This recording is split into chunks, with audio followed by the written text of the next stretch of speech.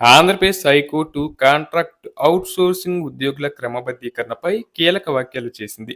దశాబ్దాలుగా తక్కువ జీతంతో కాంట్రాక్ట్ అవుట్సోర్సింగ్ ఉద్యోగులతో పని చేయించుకోవడం శ్రమ దోపిడీగా వ్యాఖ్యానించింది. ఉద్యోగుల్ని శాశ్వత ప్రతిపాదికన భర్తీ చేయాలని, కానీ ప్రభుత్వం కాంట్రాక్ట్ అవుట్సోర్సింగ్ ప్రతిపాదికన నియమించడాన్ని తాము గమనించామని జస్టిస్ భట్టు దేవనాథ్, జస్టిస్ సుబెందు సమంతతో కూడిన ధర్మాసనం వ్యాఖ్యానించింది.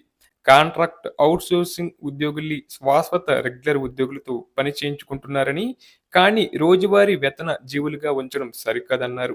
2 నెలల్లో పిటిషన్ దాఖలు చేసిన ఉద్యోగుల్ని క్రమబద్ధీకరించాలని ఆదేశించింది. ఏపీ అడ్మినిస్ట్రేషన్ ట్రిబ్యునల్ పిటిషనర్ల సర్వీసును క్రమబద్ధీకరించడాన్ని నిరాకరిస్తూ ఇచ్చిన ఉత్తర్వుల్ని రద్దు చేశారు.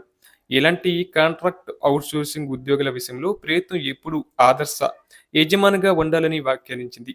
హైకోర్టు వివిధ శాఖల్లో ఉద్యోగాలను శాశ్వత ప్రతిపాదికన కాకుండా అర్హులున్నా సరే అవుట్సోర్సింగ్ కాంట్రాక్ట్ ప్రతిపాదికన తక్కువ వేతనాలకు నియమించడం సరికాదని అభిప్రాయపడింది.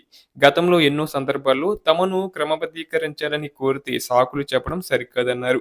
సాంకేతిక కారణాలు, నియామకాలు సక్రమంగా జరగలేదని చెప్పడం సర్వసాధారణంగా మారిందన్నారు. ఇలా సాకులు చెప్పి కాంట్రాక్ట్ అవుట్సోర్సింగ్ హక్కులను నిరాకరించడానికి వీల్లేదని ధర్మాసనం తెలిపింది.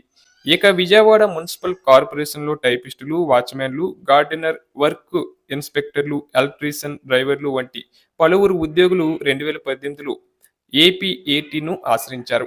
వీరితో పాటు తెలుగు గంగా ప్రాజెక్టులో పనిచేస్తున్న ఉద్యోగులు కూడా ఏపీఏటీని ఆశ్రయించారు. కాంట్రాక్ట్ అవుట్సోర్సింగ్ ఉద్యోగులైన తమను క్రమబద్ధీకరించాలని కోరారు.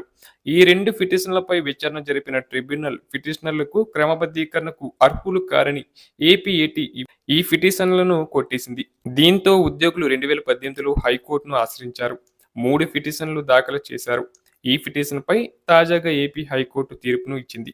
మరి ఏపీ హైకోర్టు ధర్మాసనం ఇచ్చిన తీర్పుపై ప్రభుత్వం ఎలాంటి నిర్ణయం తీసుకుంటుందనేది వేచి చూడాలి.